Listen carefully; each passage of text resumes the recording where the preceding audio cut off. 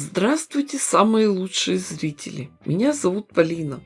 Кстати, вы знаете, что если на шоколадке написано «веселая коровка», то это не название, а предупреждение.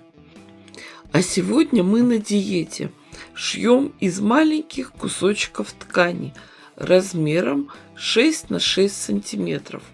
Все эти ткани вы видели в предыдущих проектах. Мы использовали длинные полосы, потом пристраивали остатки. А это уже отходы от отходов. Все, что мельче, идет на пиццу. Самый интересный способ работы – техника акварель. Из маленьких квадратиков соберем плавный переход от темно-синего к светлому через красное и зеленое. Представим, что у нас в руках прекрасный букет цветов. И потихоньку начинаем выкладывать рисунок. Для такой работы прекрасно подойдут ткани с крупным рисунком, ведь можно красиво обыграть какую-нибудь веточку или цветочек. Но работаем с тем, что есть. Картинки удобно собирать на плотных листах картона. Количество деталей можно сделать любым, но у меня раскладка 5 на 5 штук. Сами понимаете, что каждый блок получается единственный и неповторимый. Самое интересное, что мне всегда казалось, что это очень сложно красиво подобрать лоскутки. Но все гениальное просто. Главный девиз лоскутниц – «Я художник, я так вижу». Запомните, обычно сначала делают косяки, а потом объявляют это стилем, чтобы не переделывать. Когда мы довольны раскладкой, переходим к сшиванию деталей. Делаем это самым рациональным способом. Сначала сшиваем последовательно все детали из первой и второй колонки, потом из третьей и четвертой, а потом соединяем уже две отшитые гирлянды. Цвет ниток берем нейтральный, светло-серый. Шьем гирляндой, нитки лишний раз не обрываем. Учимся работать быстро, рационально и аккуратно. Смотрите, все квадратики держатся на нитках, на соединительных швах. Сейчас надо все тщательно расправить и проутюжить с паром. Остается только сделать соединительные швы. При работе за швейной машинкой в местах соединения деталей припуски направляем в разные стороны, чтобы не было лишних утолщений.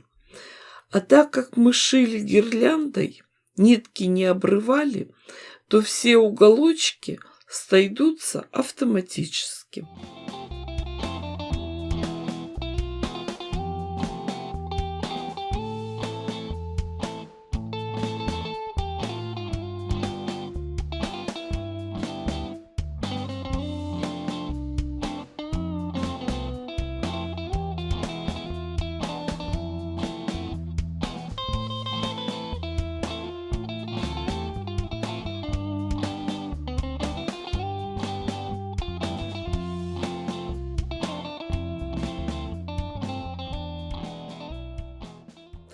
После этого тщательно проутюжим заготовки.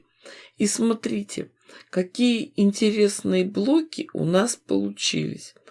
Из них можно составить самые разные композиции. Один из вариантов – сделать светлую середину. Или наоборот, собрать в центре все темные ткани. Поперекладывайте. Попробуйте разные варианты. Мне больше понравился светлый вариант. Остановимся на нем. Сошьем вместе все 4 блока. Сначала одним вертикальным швом, потом расправим детали и сделаем горизонтальное соединение. А вот теперь уже можно полюбоваться получившимся результатом. У меня это просто импровизация. Все собирала методом научного тыка. Для тех, кто не знает, напоминаю, что тык и мык – это великие древнерусские ученые.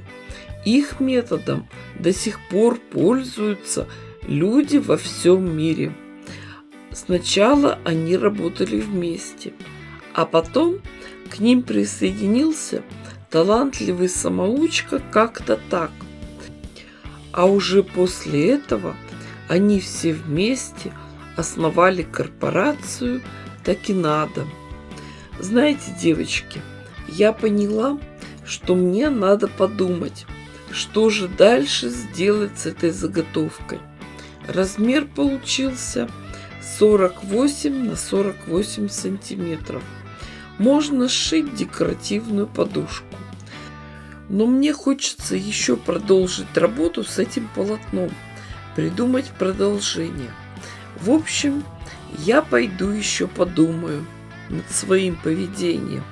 А вы долго не думайте, ставьте классы, пишите комментарии, поделитесь этим видео во всех соцсетях.